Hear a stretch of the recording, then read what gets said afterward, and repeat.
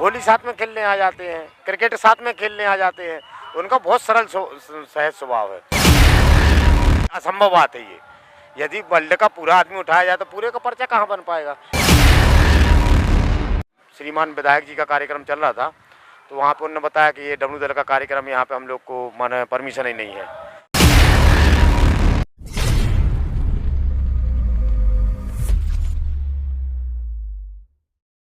मैं राम अवतार तिवारी, जय महाकाल डमरू दल, लिधौरा खुर्द सागर से।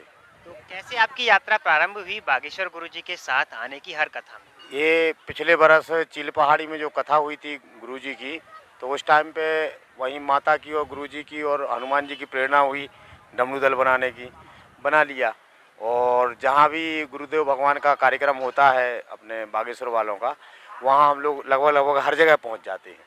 अच्छा, आपको निमंत्रण भेजा जाता है या आप स्वतः ही बालाजी की उसमें इच्छा से आए? बालाजी की चरण सेवा के लिए हम लोग स्वतः ही जाते हैं, कोई निमंत्रण का इंतजार नहीं करते बालाजी के कार्यक्रम में। अभी आपको हमने यहाँ पे कलश यात्रा में देखा था, तो अभी आप यहाँ पे कब तक रुकने वाले हैं?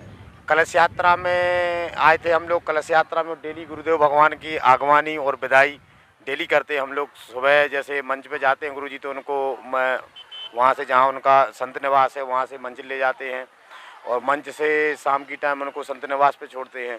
उसके बाद हम लोग निकल जाते हैं घर। यानी आपका डेली का यही रूटीन है, तो आप जब तक कथा रहेगी आपका यहीं पे रहना होगा? हाँ, लगभग जब तक यहाँ गुरुदेव भगवान की कथा रहेगी, जब तक हम लोग यहीं रहेंगे। कोशिश रहती है हर कथा में आपकी जाने हाँ, की? कोशिश रहती है हर कथा की। कहीं कहीं जजमान थोड़े स्टिक होते हैं, नहीं पहुँच पाते, तो हम लोग कथा पंडाल के बाहर कार्यक्रम करके वापस आ जाते हैं। लेकिन आपको जाना है? हाँ, हम लोग लगभग पहुँच जाते हैं। क्या आपकी बागेश्वर गुरु से कभी मुलाकात हुई है? नहीं, मुलाकात तो गुरुदेव भगवान से हो जाती है हम लोग की, 2-4 बार हो चुकी है, और वैसे बात भी हो जाती है, ऐसे नहीं है, कोई दिक्कत नहीं है। वो बहुत सजल और सरल स्वभाव के हैं गुरुदेव भगवान। अच्छा, मैं एक चीज़ और जानना चाहूँगा, जैसे कि हमारे भारत में बहुत ज़्यादा ही और भी साधु संत हैं, कथावाचक भी हैं और अच्छे-अच्छे भी हैं, तो आपको ऐसा क्यों लगा कि आपको बागेश्वर गुरुजी और बागेश्वर धाम के साथ ही जुड़ना चाहिए? नहीं, थोड़ा-सा मन में आस्था भाव जो है बालाजी सरकार से बना हुआ है, हम लोगों का सभी का बना है, पूरे लड़कों का। हम लोग 27-28 लड़के हैं इसमें डमरू दल में हमारे। सबका भाव है बागेश्वर, हम लोग जाते आते रहते हैं। और जगह भी जैसे कहीं और भी संतों का कार्यक्रम होता है, यज्ञ का है, भागवत का है, तो वहाँ का निमंत्रण आता है जब पहुँच पाते हैं हम लोग, क्योंकि सब जगह की जानकारी नहीं होती।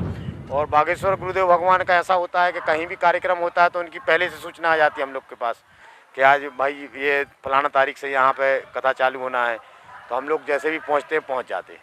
जब भी आप कथा में या धाम पे जाते हैं, परेशानियों का सामना करना पड़ता है कभी कुछ?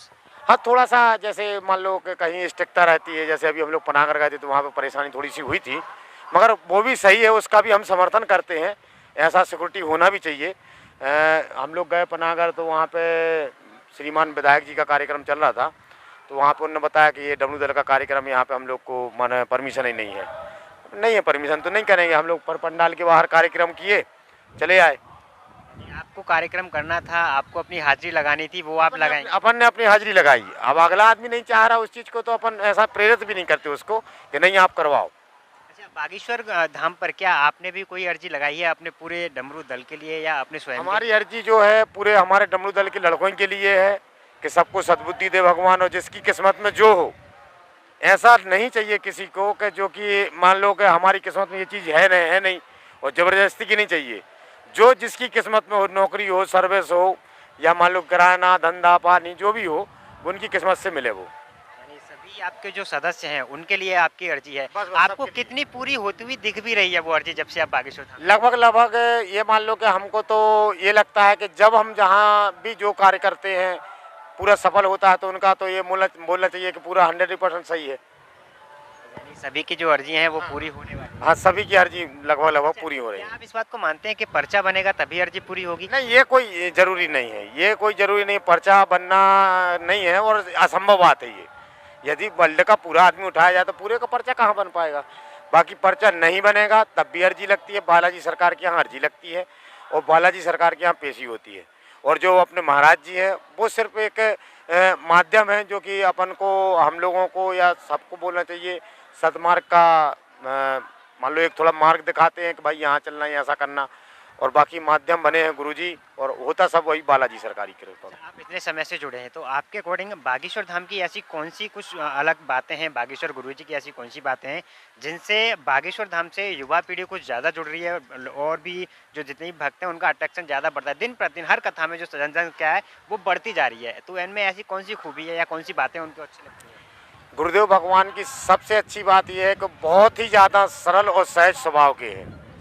आप बात करेंगे तो आप भी बोलेंगे कि हाँ बहुत ही ज़्यादा आप और हम में और गुरुदेव भगवान में इतना अंतर है कि इतना सरल सहज स्वभाव है उनका कि वो तो अपने आत्मा से हर आदमी से मिलना चाहते और हर आदमी से बात करना चाहते, मगर जो अपनी आम जनता है वो थोड़ा सा कंट्रोल के बाहर हो जाती है। इसलिए उनका थोड़ा सा ये सिक्योरिटी बाउंसर वगैरह ही चलते हैं, सिक्योरिटी वगैरह, और नहीं तो वो तो ऐसे हैं कि होली साथ में खेलने आ जाते हैं, क्रिकेट साथ में खेलने आ जाते हैं। उनका बहुत सरल सहज स्वभाव है, और युवा पीढ़ी नहीं और सनातन धर्म के हिसाब से जो चल रहा है गुरुदेव भगवान का, उसका हम बहुत समर्थन करते हैं। इसी वजह से हम लोग भी पूरे साथ में हैं, और हम भी चाहते हैं कि भारत हिंदू राष्ट्र हो। कुछ लोग इसका विरोध भी कर रहे हैं, बागेश्वर गुरुजी ने जो कदम उठाए हैं भारत हिंदू राष्ट्र को लेकर, कि आप क्या करेंगे हिंदू राष्ट्र का। कुछ मुस्लिम यानी आप कह सकते हैं दूसरे धर्म के लोग भी विरोध कर रहे हैं, तो इस विषय में आप क्या कहें? नहीं, तो गुरुदेव भगवान ने पहले कहा है कि ना मुस्लिम, ना सिख, ना ईसाई, किसी से उनको कोई दिक्कत नहीं है। हिंदू राष्ट्र सिर्फ हिंदू राष्ट्र होना है, ये नहीं है कि किसी को उठा के फेंक दोगे, किसी को उठा के मार दो, ऐसा कोई भावना नहीं है। जो जहाँ है वो वहीं रहेगा। गुरुदेव भगवान ने खुद बोला इस चीज़ को। अच्छा, कुछ परिवर्तन आएगा अगर भारत हिंदू राष्ट्र घोषित हो जाएगा? परिवर्तन क्या, अपने लिए एक गर्व की बात है। जैसे मान लो बोलते हैं कि भारत माता, और किसी देश को तो नहीं बोलते माता ना पिता, तो जैसे भारत माता है और हिंदुस्तान है, ये चीज़ें तो अपन पहले से देख रहे हैं। तो हिंदू राष्ट्र वैसे है ही है, कोई अलग चीज़ नहीं है। इसको ये नहीं बोल सकते कि हिंदू राष्ट्र नहीं है, मगर थोड़ा सा गवर्नमेंट से अथराइज हिंदू राष्ट्र होगा, वो बात अलग हो जाएगी। कितना संभव है, कितना जल्दी हो सकता है? इसको लगभग 2 साल के अंदर हो जाएगा। हम और आप इसमें कैसे सहयोग कर सकते हैं? हम और आपके लिए कुछ नहीं करना, कोई ना युद्ध करना, ना कोई लड़ाई करना है। हिंदू राष्ट्र हिंदुत्व के लिए मांग रहा है, और क्या मांग रहा है। अच्छा, एक सवाल और जानना चाहूँगा मैं आपसे, जैसे कि आपको भी पता होगा बागेश्वर गुरुजी की जो अगली कथा होने वाली है कुछ समय में, वो कटनी में होने वाली है, और कटनी कथा को एक मुस्लिम परिवार के द्वारा आयोजन हो रहा है। हाँ। तो ये कितने गर्व की बात है। वो मुस्लिम परिवार भी जुड़ा हुआ है काफ़ी दिन से, और जैसे पनागर की कथा हुई थी, वहाँ उनने डिमांड रखी कि हम लोग चाहते हैं कथा करना, तो गुरुदेव भगवान ने 3 दिन का बोला है कि 3 दिन का हम समय देंगे। अभी उसकी डेट क्लियर नहीं है, और हिंदू मुस्लिम का उसमें कोई रोल नहीं है कि भाई ये मुस्लिम है तो ये कथा में नहीं जा सकता, या ये हिंदू है तो यही जाएगा। ऐसा कहीं से कहीं तक नहीं है। कितना सद्भावना संदेश जाएगा लोगों के प्रति कि एक मुस्लिम परिवार बागेश्वर गुरुजी की कथा करवाने जा रहा है, जो कि सभी लोग आप देखे भी होंगे बहुत ज़्यादा विरोध करते हैं, लेकिन एक मुस्लिम परिवार के द्वारा कथा का आयोजन होगा। कैसा माहौल रहेगा वहाँ का, कितना सुंदर रहेगा? वहाँ का माहौल तो ये मान लो कि बहुत भव्य होगा, और एक मुस्लिम परिवार नहीं रहेगा, लगभग सभी मुस्लिम परिवार रहेंगे उस कथा में। ऐसा नहीं कि एक ही परिवार रहेगा, उसमें सभी मुस्लिम परिवार रहेंगे, और अपन तो रहेंगे। और इससे जो है कि हिंदू राष्ट्र, अपना मुस्लिम भाई भी चाह रहा है कि हिंदू राष्ट्र भारत हो, ऐसा नहीं है। अब कोई एक आध आदमी होता तो एक आध आदमी तो हमारे 20 आदमी में भी गड़बड़ हो जाता है, फिर तो भारत है भाई। ये जो हमारे 20 आदमी हैं, 20 में भी एक आध आदमी गड़बड़ हो जाता है, फिर भारत में कोई 20 आदमी तो है नहीं। यानी कि कुल मिला के आप कह सकते हैं कटनी की जो कथा है वो इतिहास रचने वाली है। इतिहास रचने वाली है। जो लोग बागेश्वर धाम और बागेश्वर गुरुजी को मुस्लिम विरोधी कहते हैं, उनके मुंह पे भी ताला लगने वाला है। ऐसा बिल्कुल नहीं है, मुस्लिम विरोधी नहीं है। हमारे गुरुदेव भगवान का एक मित्र है जो साथ में ही मुस्लिम भाई पड़ा है, और आज भी सपोर्ट करता है, आज भी गुरुदेव भगवान को सपोर्ट करता है। अभी हो सकता है कि 1-2 दिन में सागर आने का भी उसका भी होगा। ऐसा नहीं है, मैं मुस्लिम विरोधी तो है ही नहीं गुरुदेव भगवान। ऐसा लोग मानते हैं, उनके मुंह पे ताला जरूर लग जाए। हाँ, उनके मुंह पे ताला है ही है, 100% ताला है। बाकी आपको यहाँ की व्यवस्थाएं देख के कैसा लग रहा है? यहाँ की व्यवस्थाएं बढ़िया हैं। अब यहाँ जो है थोड़ा सा आयोजन जो है चल रहा है। अब जैसे कोई मौसम की वजह से व्यवस्थाएं बिगड़ जाती है, बाकी अन्नपूर्णा की व्यवस्था बढ़िया चल रही है। अजीत भाई हमारे परम आदरणीय बड़े भाई हैं, वो देख रहे हैं अन्नपूर्णा की व्यवस्था।